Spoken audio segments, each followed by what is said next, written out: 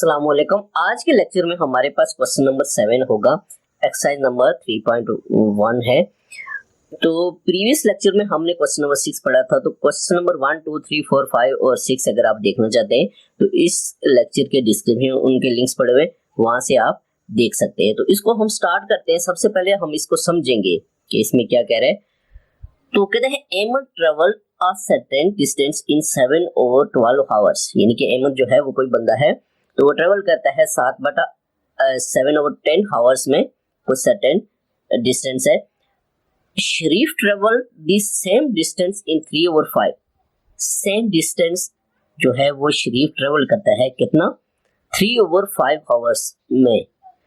How much more time did एमन take, ठीक है।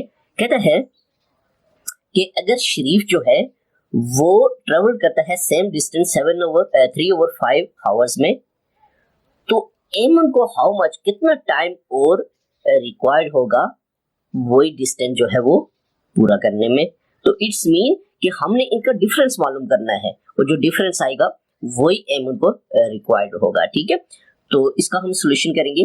तो 7/10 माइनस 3/5, ठीक है। तो सबसे पहले हम इनका एलसीएम निकालेंगे, डिनोमिनेटर जो है इसका एलसीएम निकालेंगे। उसके बाद क्या है कि हम फर्दर प्रोसेस करेंगे। 10 और 5 का एलसीएम, तो 2 का टेबल जाता है 5 टाइम, और ये आपके पास आ जाएगा 5 नीचे, फिर आपके पास ये 5/5, तो ये आपके पास आ जाएगा। अभी 5 to 10 आपके पास एलसीएम आ जाएगा, ठीक है।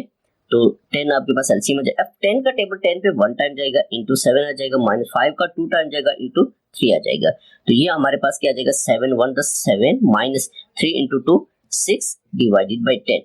तो ये अब 7 माइनस 6 आपके पास 1 आ जाएगा, डिवाइडेड बाई 10। तो 1/10 हावर्स जो है वो मोर रिक्वायर्ड होंगे एमन को वो डिस्टेंस कवर करने में। तो 1/10 ये आपके पास आंसर आ जाएगा।